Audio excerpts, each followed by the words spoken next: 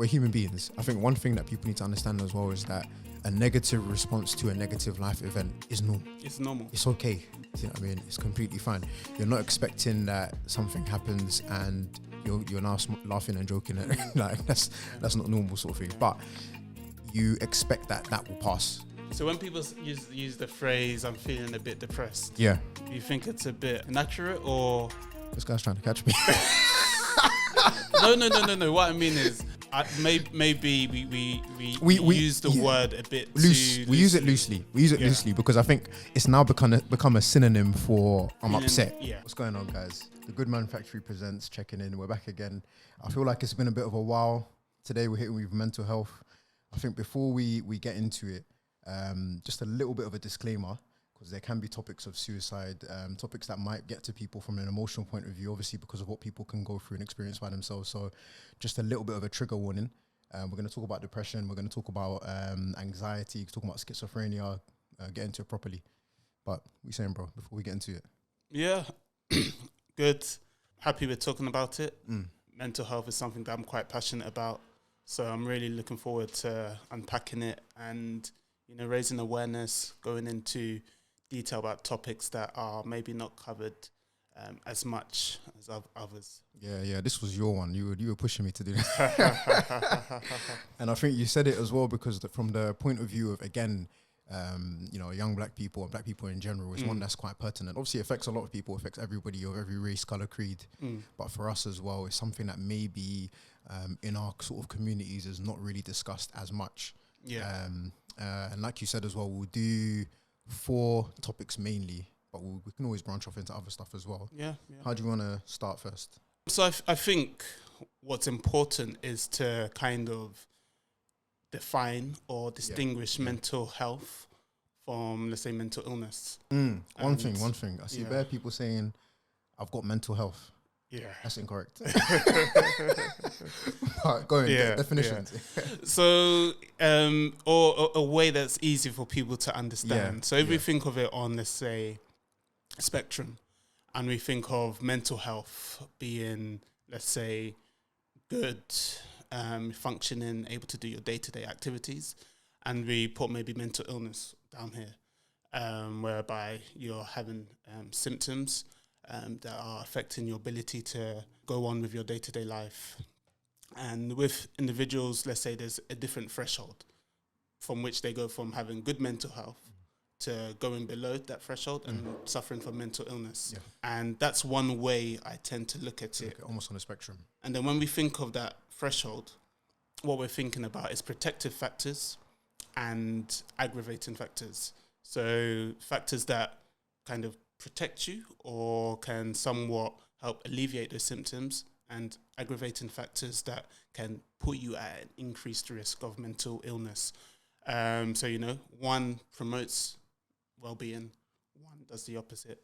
So I guess first thing we can do is kind of touch on some of those protective factors and then aggravating factors. And I think aggravating factors is a key one, because the way I look at aggravating factors and risk factors is that it's almost like the more you stack up in an individual, the more likelihood they're going to develop XYZ condition. So, if you have got numerous risk factors, that's when your likelihood of development of a condition is much worse. Whereas obviously if you have 1 or 2, might not actually go on to develop anything. Yeah. But let's do protective factors. I think it's something that we've kind of touched on here and there in other sort of chats when we've done well-being talks and stuff like that. But yeah, go on with protective factors. What would you say? So, having a strong support network is a good protective factor.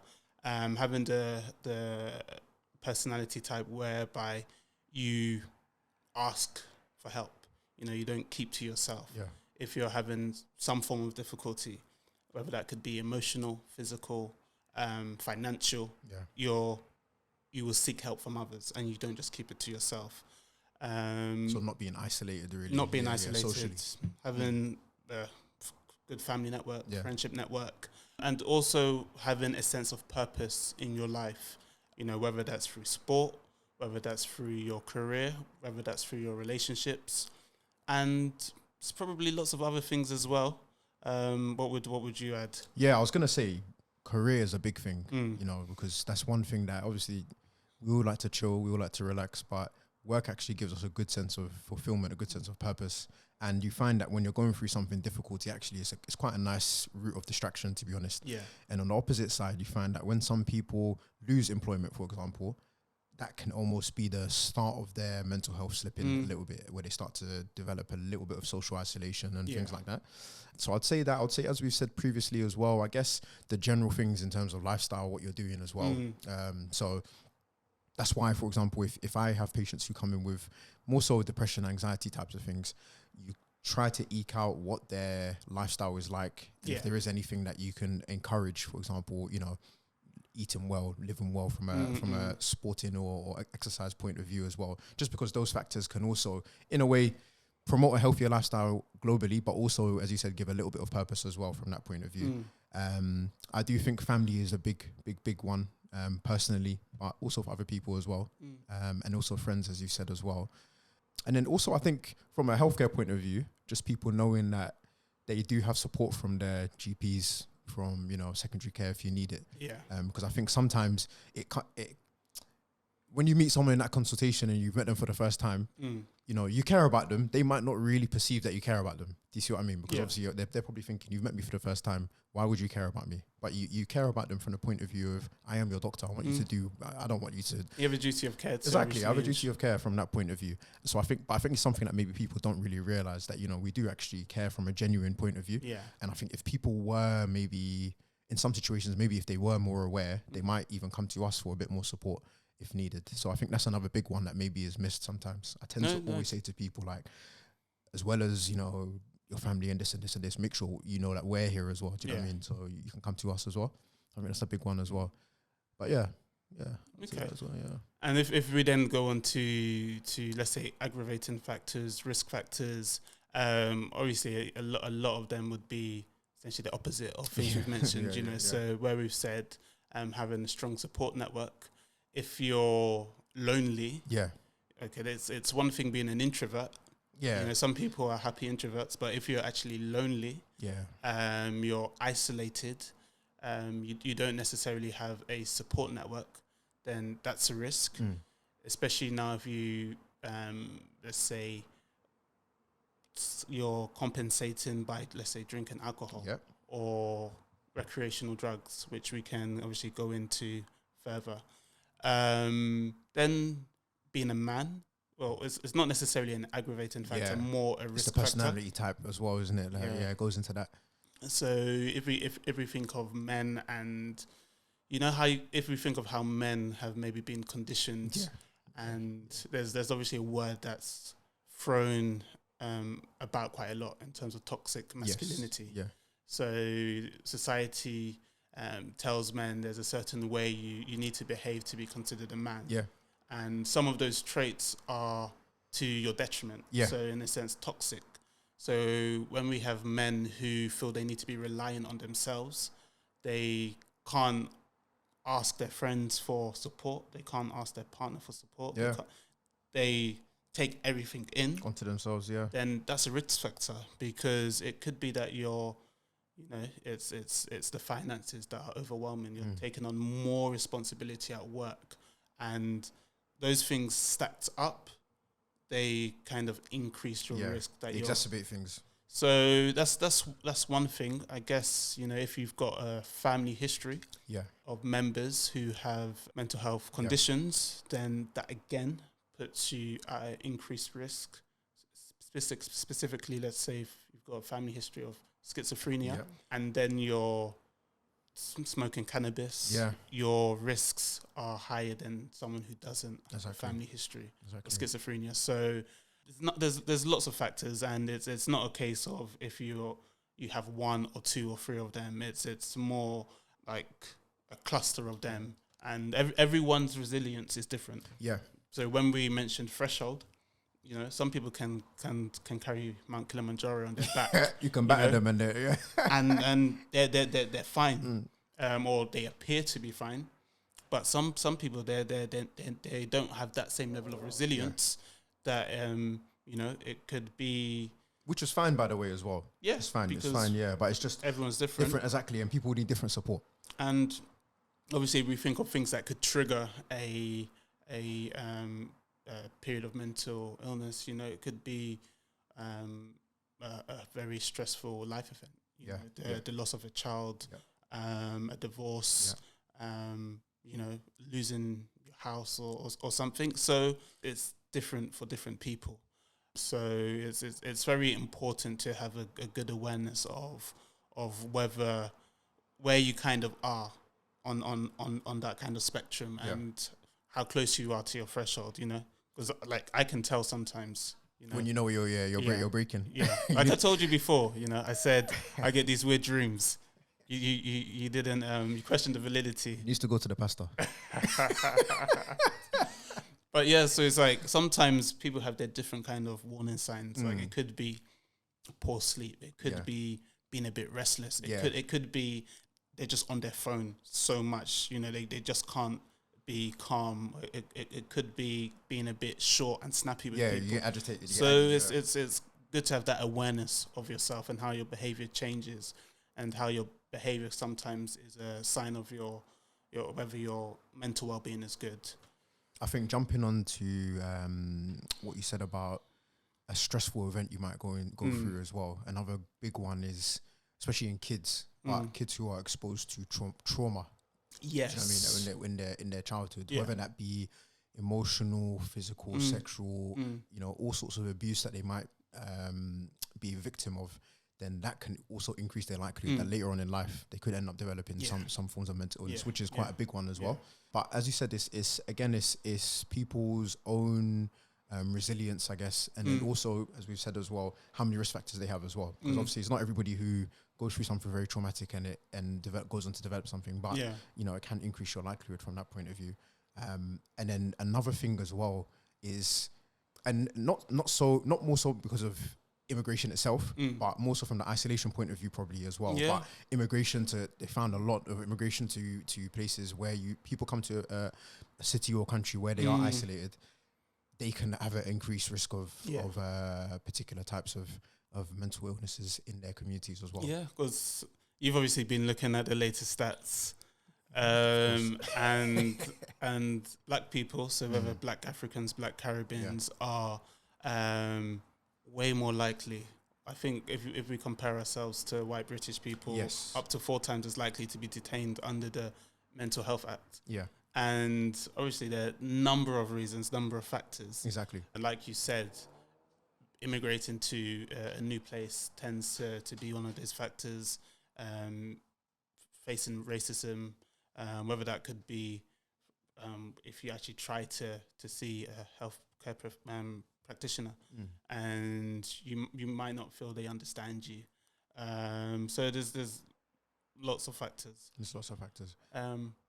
Let's jump into actual specific conditions. Okay. How do you want to start? So I think obviously one people tend to be quite familiar with is depression. Yeah. And how would you describe depression? I see it more so from the point of view of, every time I look at depression, I look at it more so from the effect it has more so. Because it's low mood persisting for, over 2 weeks or so. Yeah. But it's more so about the impact that has on the person. So, we use our general scaling and things like that. But, generally, I think one thing is you can kind of discern when someone's going through depression, which is almost circumstantial, or, clinical depression.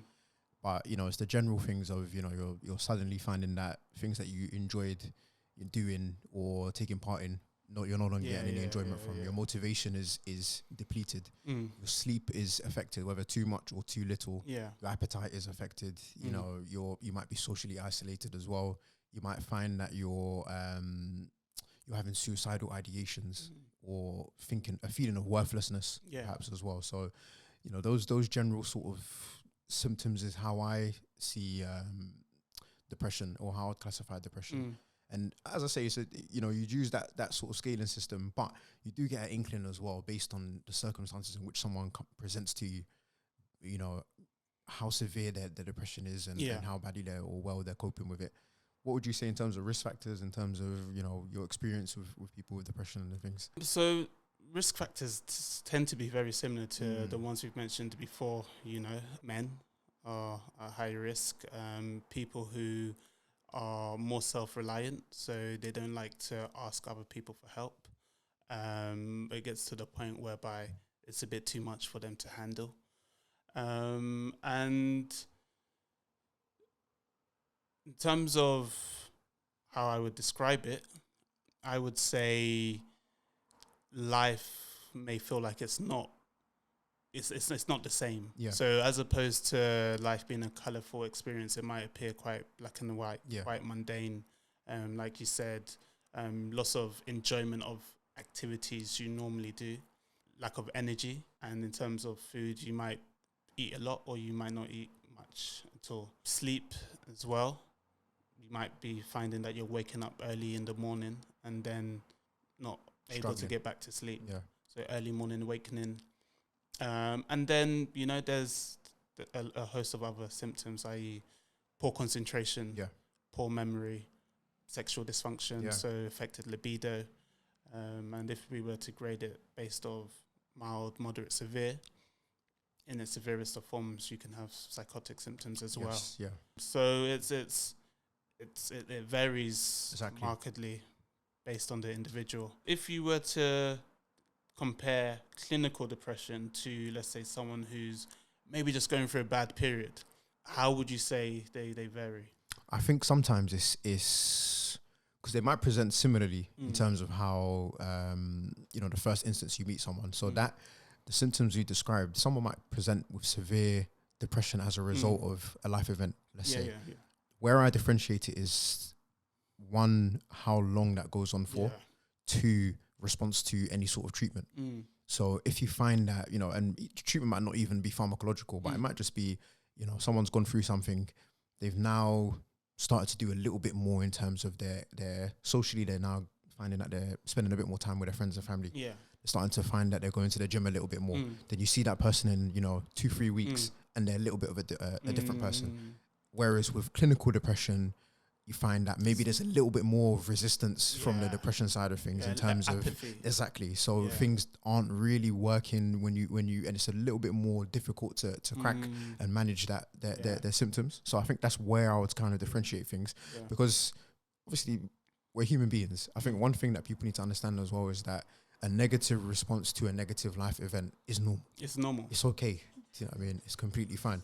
You're not expecting that something happens and you're now laughing and joking at like that's not normal sort of thing. But you expect that will pass. So if that's not changing at all, it's the same as when someone's grieving, for example. You've got typical grieving, then you've got pathological grieving. You've got grieving where someone's been grieving for and it's not what you would define as normal in a way. So I think that's where So when people use the phrase "I'm feeling a bit depressed," do you think it's a bit inaccurate, or this guy's trying to catch me?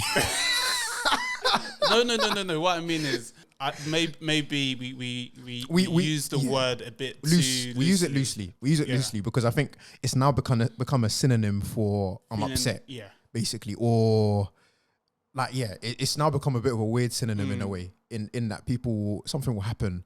I'm feeling a bit depressed. It's like, and because I think what you said about time is very important, and I think to kind of have a inkling that this person may be going through a period of depression, they would need to have those symptoms for a large part of each day for 2 weeks or so, and that would make you think, okay, this is likely depression, and either we're going to go the talking therapies route or the pharmacological route. We'll touch on management a little bit, I guess, but you've said it there. Obviously, the main thing is, the thing I always ask people is, or try and gauge from people, ask them explicitly, but trying to gauge from just a conversation with them is if talking therapy even benefits them. Because it's not everybody who even likes talking. Yeah. Like you said, with men, for example, they might be like, listen, I'm not going to talk to any counsellor, and the counsellor's going to... The thing is, therapy is difficult if someone's not prepared for change. Yeah. So they need to be open-minded. They need to want that change. Otherwise, it's going to be very difficult. Yeah. And then the pharmacological point of view, you've got our numerous groups. We won't go into medical terminology and start confusing people. But there's numerous groups of drugs you can give. I think one thing to understand obviously is it's not a magic pill. Can't just Takes take its time. Takes its time.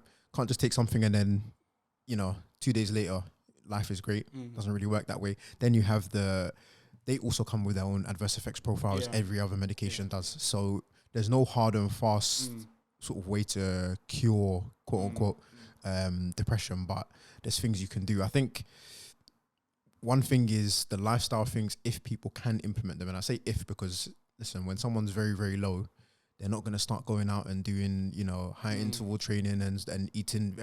Listen, people are going to they don't want to do anything. But if people can employ those things as well, sometimes you see a little bit more of a better result, when you do introduce pharmacological methods as well. But should we touch on anxiety as well? A lot of similarities in terms of, how would you...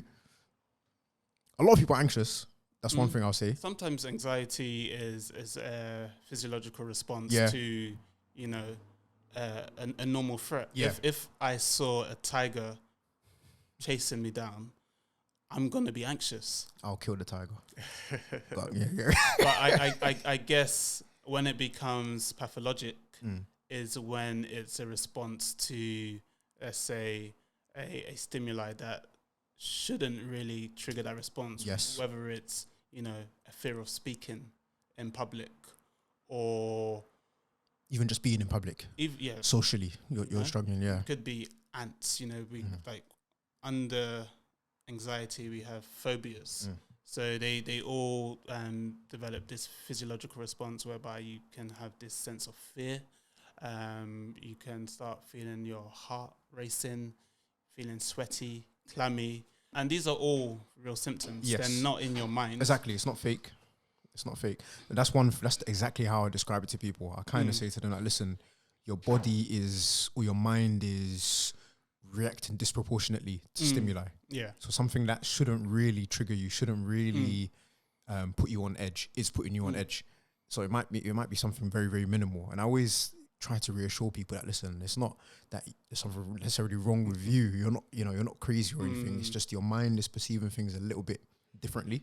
That's why with anxiety, the coping mechanisms that they might teach in therapy and things like that can be beneficial because you're almost trying to reset your mind's way of responding to stimuli, which can help some people. I think another important point is how we touched on aggravating factors in previously, and how having a current mental health condition puts you at risk of further mental health conditions. So if we think of someone who's got anxiety, they're more likely, and they're afraid of crowded places, they're more likely to be isolated. Yeah, then now they're more likely to maybe take substances, and this in turn increases their risks of whether it's depression, addiction.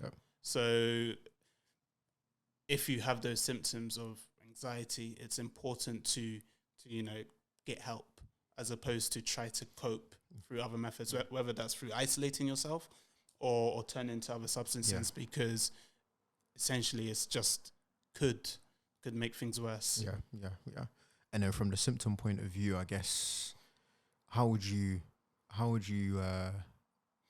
describe anxiety? One thing I'll say is one thing I always say to people, which seems to get a response of like, they won't really, like, they're not really aware of it almost until you ask them. I'll always say to people, have you got a feeling of like impending doom happening? And then they'll be like, all the time. So that's my one question where I'm like, have you ever been anxious? Me, come on, man. Me. Come on. They know me. Those who know. Come on, man. No, of course, come on, man. I'm a human being. But yeah, of course.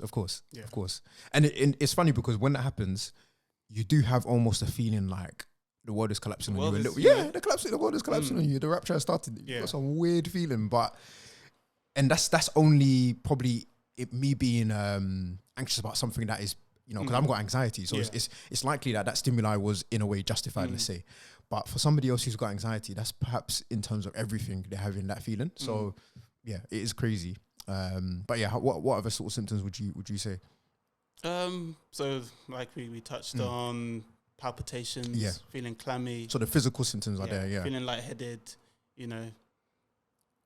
And then there's the restlessness side of things. Do you know what I mean? Some Yeah. people feel restless. Some people feel as though even sitting down, they can't sit down and watch TV. They're irritable. They're getting up and walking around. You know, I think I had one guy one time who said that, you know, he was waiting for an appointment or something, and he couldn't sit down. He was waiting in the waiting area. He got up and started walking around everywhere, and he was like, I don't know why I was doing that. I was like, yeah, that's a manifestation of your anxiety. I once had a patient who thought she was a ghost. So how is that? And she was telling everyone she's a ghost. To the point that people started ignoring her. And then that further added fuel to. Then she's like, see, no one is responding to me. I'm a ghost. But no, she was very anxious. Someone would just have to say something's gonna happen in 10 seconds. So, you know, there's mild anxiety and then there's severe anxiety where it's debilitating and you can't function. Yeah. And I guess where it's mild, it's about having an awareness. It's about, you know, trying to ground yourself. Where it's severe, you probably need to get some help. And I think that's one key thing you said is that with a lot of these mental illnesses, the key word is debilitating. Yeah. You know, they're very debilitating, especially in very severe forms. You know, some people are not leaving the house. Yeah. You know, so they can be very debilitating. Yeah. Should we touch on schizophrenia? Yeah. Some people won't even know too much. I think with schizophrenia, one thing that's important to differentiate is psychosis from schizophrenia. Because there's a lot of overlap in terms of, And psychosis is a symptom, which is a symptom of many diseases. Yes. You know, you can have psychosis. Even in depression. Yeah. In bipolar, in you know, organic conditions as well. It's important to make that distinction that schizophrenia is an actual condition which has a number of symptoms. Specifically, it affects your sense of reality. Yeah. It affects your ability to let's say relate to others as well. Can affect your emotional responses too. So everything of reality and hallucinations. We have all the different types of hallucinations. So whether that's, you know, sense of smell, you can smell something that's not there. Sense of sight, you can see things that are not there. And then there's sense of sound, so auditory hallucinations and the type. Yeah. So in schizophrenia, it's you have a specific type of hallucinations. I said hallucinations, right? Yeah, you did. So as opposed to seeing people, you don't tend to get that in schizophrenia. Yeah. It's more a particular type of auditory hallucination. Yes. Maybe you have voices. You've got that paranoia element sometimes. And, you know, sometimes these voices can be pleasant. Sometimes people are comforted by their hallucinations, but often they tend to be more harmful, maybe derogatory, maybe telling you that someone's speaking about you, telling that, you know, essentially a sensation in the absence of stimuli. Yes. That's how we would say it. And then I guess we've got the positive and the negative symptoms. Yeah. So the positive tends to be the things that people see. So the responding to hallucinations, delusions, you know, thinking that someone has done something that they haven't. Thought disorder. So their thoughts might not be as clear. They may suffer from things like thought insertion. Yeah. So thoughts that aren't their own. And then hyperactivity. They might be pacing up and down. And then if we think of the negative symptoms, withdrawal. Isolation side of things. Isolation. Hermetism. Not speaking much. Worst case scenario, catatonia, where they're essentially not doing anything. Yeah. So schizophrenia is quite a large one, and there's overlap in terms of schizophrenia and mood disorders. So some people have something called schizoaffective disorder, where there's maybe a mood element to it too. So it's a big topic. It's a big one, and it's as you've touched on as well. It's almost a syndrome with, you call it heterogeneous, where there's different, you know, types of presentations. Some people will come with more negative symptoms, some with, you know, so it can present in many, many different types of ways. We have touched a little bit on the risk factor side of things, generally speaking, with mental illnesses. I think schizophrenia is a big one because, one, high prevalence in African Caribbean populations, and then 2, you know, some of the risk factors maybe are a bit more pertinent to us as a community as well, as we've touched on immigration side of things, you know. So I think they've done quite a few studies where they looked at different populations. One was, I think, Moroccan communities, I can't remember which country it was, and then, you know, Caribbeans in the UK who've come from the Caribbean as well. Yeah. And as you've said, you know, the isolation side of things is a big factor, because, you know, if you come from the Caribbean or if you come from Africa or wherever, to be honest, and you've come to London and you don't know anybody, and you're living in some council flat in wherever, like that in itself can, as you know, not on itself by itself, but with other risk factors, can increase your risk of developing not just schizophrenia but other mental illnesses as well. Then there's the weird, you know, and I say weird because it being obviously something only in humans, you can't do animal studies on schizophrenia. It's purely maybe on AI. Chat GTP, do you know what I mean? But it's purely a human condition. Yeah. So as a result, there's not really many. They've done sort of twin randomized control studies. Exactly. So they've done some twin studies just to look at, you know, is there a genetic component? And, you know, there does seem to be a genetic component in that, you know, if you get twins and they're identical twins, the likelihood of developing schizophrenia is in both of them is quite high. So there's that genetic component which is not really understood, but is significant. And even anecdotally, you see that sometimes, you know, I think I've had some people where, you know, I think I had one patient who was schizophrenic. He was an old elderly gentleman. And then, you know, the daughter too would come and visit. Daughter's got schizophrenia as well. I've seen families of where 4 siblings all have schizophrenia. And they're all in hospital. Wow. So there is a strong genetic component, but I guess if we think of nature nurture, they would probably have similar lifestyle risk factors as well that could have aggravated it, especially in young boys, because I think it's in maybe the late teens to early 20s. The onset usually occurs. I think an important thing to probably touch on is cannabis and the association. Because it's something that is out there. And it's probably something where there's not data that's conclusive enough. It's more correlational data. So with cannabis, cannabis does have a psychoactive substance in it, THC. Obviously, there's now medicinal cannabis, but the amount of THC I think needs to be very low. And it's more the CBD. The cannabinoid component is... Which is maybe, they even say it's got some like protective factors against mental health illnesses. So with THC, it increases the risk of, it causes psychosis, you know, and it gives you a high. Some people might have hallucinations, delusions when they're high. But does it cause schizophrenia? There's no data at the moment that concludes that it does. They did do some huge study in Denmark where they've seen over the last maybe 20 years or so, there's been an increased uptake of people smoking cannabis, and the potency of THC has gone up from about 6% to 30%. And they've seen an association in an increased risk of schizophrenia, especially in young boys who they feel maybe the brain is still developing. However, it's more correlation. There's no causative links. So it's probably one where the advice would be, if you've got a family history of schizophrenia and you're smoking cannabis, then your risks of getting schizophrenia are higher. So be mindful. So be mindful. It's never definitive. Exactly. You know you're going to get someone who says, I've been smoking weed, you know, and they're going to say, I'm fine. But, you know, you might just be the exception, not the rule.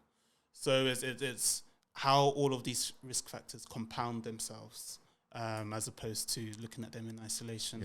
And it is a sensitive topic, obviously, because the way we perceive drugs, alcohol, shapes a lot of how we, you know, interact with it. You know, in this country, for example, similarly, alcohol can cause psychosis. It can, you know, but the way that we drink in this country, no one's going to come and tell you, you know, don't drink alcohol because you can get psychosis. I think there's an element a bit with that with cannabis as well, where people are quite protective of it almost. Where, you know, if you bring negative, negative talk, people can come for you. You know? I think another important thing is probably compliance. Because it's probably more with antipsychotics. Obviously, they come with a number of adverse effects. But also, usually when you maybe start them, let's say you had to be admitted into hospital and you were detained under the Mental Health Act, you didn't have capacity, didn't have insight, you are started on medication, you feel better, you start to gain that insight, you're maybe on the medication for a year, you're now right as rain, and then you think, you know what, I'm just going to slowly stop taking them. And then the symptoms come back. And then you now go through that cycle all over again. That whole loop again. So it's compliance is a big issue, because one, people tend to kind of self-withdraw of them, or there's misconceptions that they do more harm than good. When it's really about balancing risks, you know, because if you don't take any medication, that's a much higher risk, as opposed to some people they'll maybe try more holistic methods. But if you don't take them, then if you're untreated for a very long period of time, treating becomes more difficult. So there's that balance with taking these medications that come with adverse effects, but it's balancing your mental health versus, let's say, your physical health. Definitely. And I think it's same applies to even when you're treating anxiety, depression, I guess. But with schizophrenia, it's a bigger one. You know, it's a bit in a sense of, as you've said, when you're off medication for a long period, that can be even more detrimental than, you know, if someone who has mild depression and they're not on their antidepressants. But definitely the same applies. Should we touch on bipolar quickly? Let's touch on bipolar. So these are all really big topics that I feel we could obviously speak about them individually. We're trying to condense. But bipolar is one, you know, where people tend to say someone's got mood swings, they're up and down, which is probably more in keeping with personality disorder, you know, borderline personality disorder.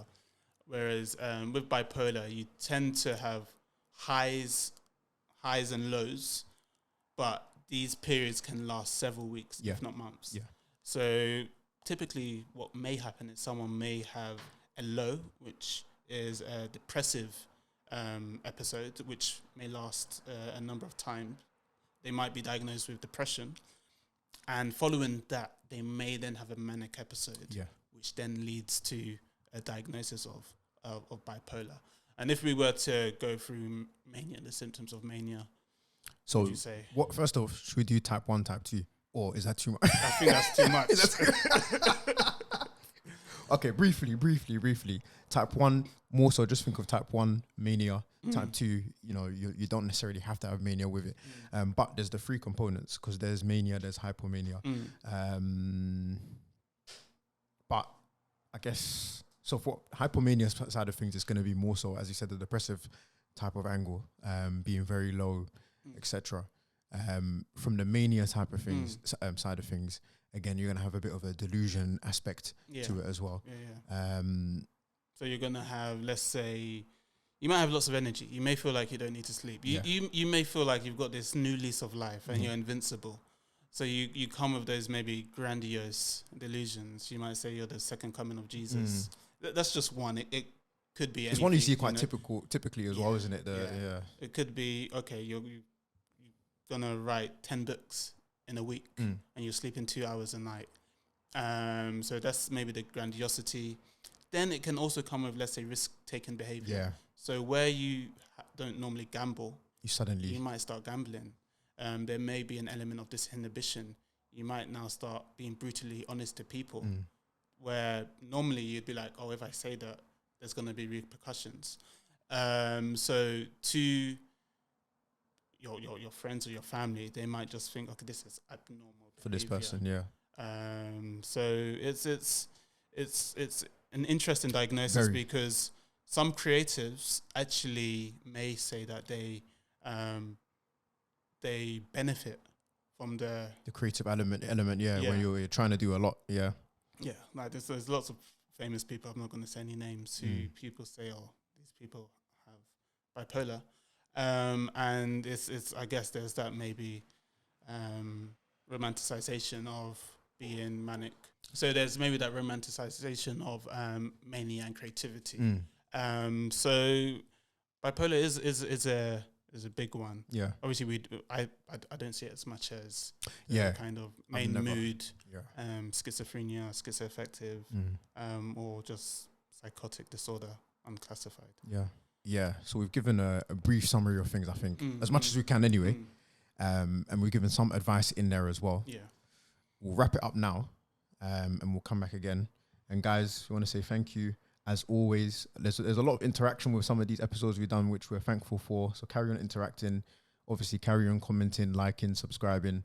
We'll be back sooner rather than later. So you see us soon. Take care. Yeah. All the best.